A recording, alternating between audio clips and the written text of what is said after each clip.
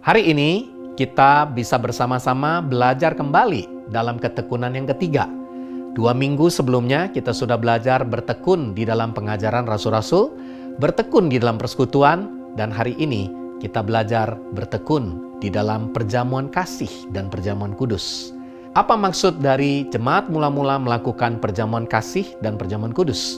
Kita mesti memahami bahwa di dalam tradisi orang Yahudi, mereka senang berkumpul di dalam komunitas, sifat bersama-sama, dan mereka saling berbagi roti, berbagi makanan satu dengan yang lain. Kalau kita belajar dari tradisi orang Yahudi, mereka terbiasa untuk berkumpul di dalam komunitas. Apa yang dilakukan? Mereka membagi makanan pokok, yaitu roti.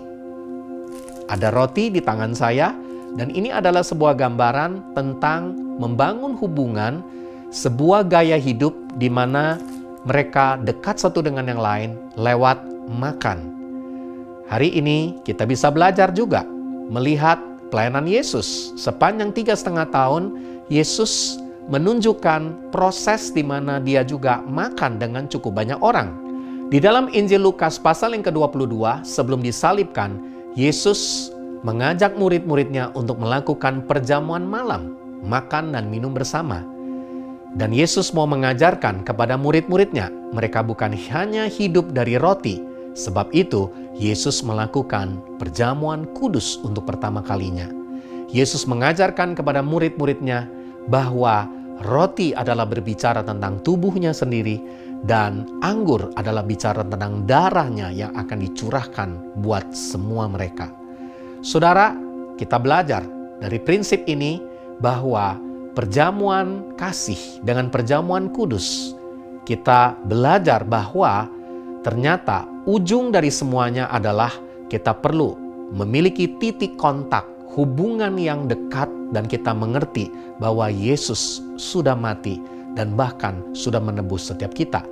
Juga di dalam 1 Korintus pasal yang ke-11 ayat 23, Rasul Paulus mengingatkan kita tentang peristiwa perjamuan malam, perjamuan kudus. Sebab apa yang telah kuteruskan kepadamu telah aku terima dari Tuhan, yaitu bahwa Tuhan Yesus pada waktu malam ia diserahkan mengambil roti.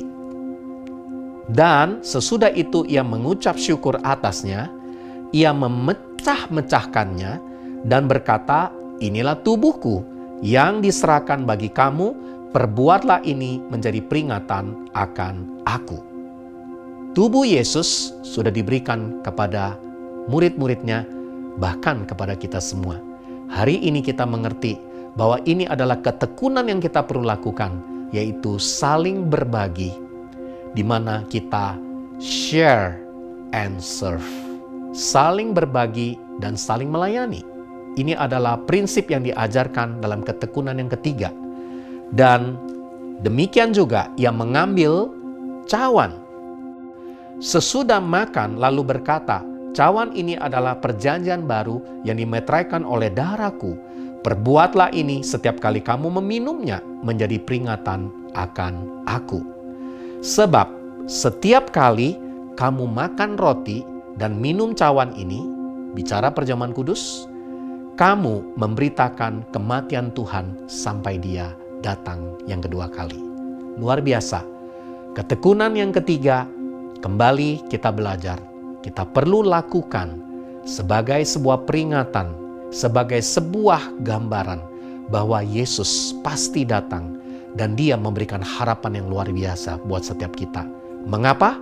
Karena dia bukan hanya sudah mati, namun dia juga sudah bangkit. Dan dia mengalahkan maut, dan dia memberikan kemenangan. Sebab itu, kepada seluruh pribadi yang mendengarkan apa yang saya sampaikan ini, mari kita mau tekun di dalam perjamuan yang paling utama, bukan hanya perjamuan kasih, namun perjamuan kudus, selalu mengingat akan kematian dan mengingat akan kedatangan dia yang kedua kali. Mari kita bersama-sama lakukan perjamuan kudus, tidak sekedar hanya di ibadah raya, dan kita lakukan di komsel, di komunitas di mana kita ada. Saya yakin kalau kita lakukan ini, ada kuasa kemenangan dan kebangkitan yang akan selalu menyertai kita. Harapan di dalam Tuhan tidak pernah mengecewakan.